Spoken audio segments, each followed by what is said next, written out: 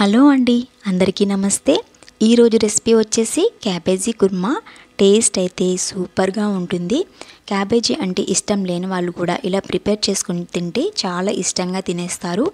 ఇది రైస్, చపాతీ అలాగే దోశలోకి మంచి కాంబినేషన్. సో ఎట్లా ప్రిపేర్ చేయాలో చూద్దాం.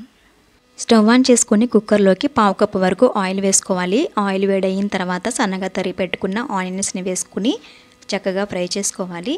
ఇవి ఇలా ఫ్రై అయిన తర్వాత ఇందులోకి తరిగి పెట్టుకున్న టమాటో ముక్కలను కూడా వేసుకొని మెత్తబడేంత వరకు కూడా చక్కగా ఫ్రై చేసుకోవాలి. చూడండి, ఇవి చక్కగా ఫ్రై అయిన తర్వాత ఇందులోకి 1/2 టీ స్పూన్ వరకు అల్లం వెల్లుల్లి పేస్ట్ని కూడా వేసుకొని పచ్చివాసన పోయేంత వరకు కూడా బాగా ఫ్రై చేసుకోవాలి. చూడండి, ఇవి చక్కగా ఫ్రై అయిపోయింది కదా. ఇప్పుడు ఇందులోకి 1/2 టీ స్పూన్ వరకు పసుపు అలాగే రుచికి తగ్గట్టుగా ఉప్పుని వేసుకోవాలి.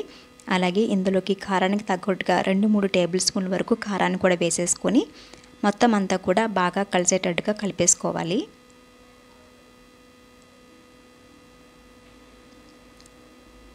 ఇది ఇలా మొత్తం బాగా కలిపేసుకున్న తర్వాత సన్నగా తరిగి పెట్టుకున్న క్యాబేజీ తురుమును 2 కప్పుల వరకు వేసుకుంటున్నాను. ఇది మొత్తం కూడా ఈ కారం అలాగే మొత్తం ఆయిల్ కూడా బాగా పట్టేటట్టుగా కలిపేసుకొని మంటను మీడియంలో ఉంచుకొని ఒక 5 మినిట్స్ వరకు బాగా మగ్గించుకోవాలి. మిక్సీ జార్ని తీసుకొని ఇందులోకి 1/2 కప్పు వరకు పచ్చి కొబ్బరి వేసుకోవాలి. 2-3 పచ్చిమిర్చిని కూడా కట్ చేసి వేసుకోండి. 5 బాదం పప్పులు కానీ జీడిపప్పులు కానీ వేసుకోవాలి. ఇందులోకి 1/2 టీ స్పూన్ వరకు షాజీరాను కూడా వేసుకోండి. అన్నీ కూడా 2 చొప్పున దాల్చిన చెక్క, లవంగాలు, యాలకులు వేసుకోవాలి. అలాగే కొద్దిగా పుదీనా, ఎక్కువగా ఏం అవసరం లేదండి. కొద్దిగా పుదీనా అలాగే కొద్దిగా కొత్తిమీరని కూడా వేసుకొని కొద్దిగా వాటర్ని యాడ్ చేసుకొని మూత పెట్టేసి మెత్తగా గ్రైండ్ చేసుకోవాలి. ఈ పేస్ట్ వల్లే కర్రీకి మంచి టేస్ట్ అనేది వస్తుందన్నమాట. చూడండి, ఈ విధంగా మెత్తగా గ్రైండ్ చేసుకున్నాం కదా. ఇప్పుడు మూత పెట్టేసిన కుక్కర్ని మూత ఒకసారి తీసేస్తే చూడండి, ఇదంతా కూడా మెత్తబడిపోయింది.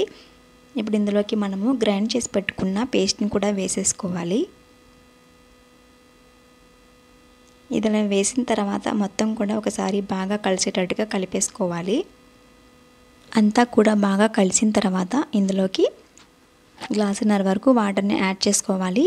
ఇలా వాటర్ వేసిన తర్వాత ఒకసారి కలిపేసి ఇప్పుడు కుక్కర్ మూత పెట్టుకొని మీడియం మంట మీద 2 విజిల్స్ వచ్చే వరకు బాగా కుక్ చేసుకోవాలి. 2 విజిల్స్ వచ్చిన తర్వాత చూడండి, క్యాబేజీ అనేది బాగా మెత్తపడిపోయి ఉడికిపోయింది కదా. ఇప్పుడు స్టవ్ ఆన్ చేసుకొని మంటని మీడియంలో ఉంచి ఒక 5 మినిట్స్ వరకు కొద్దిగా ఆయిల్ పైకి తేలేంత వరకు మగ్గించుకోవాలి. ఆయిల్ పైకి తేలిన తర్వాత చివరిగా కొత్తిమీర జల్లేసుకొని స్టవ్ ఆఫ్ చేసేసుకోవాలి. అంతేనండి.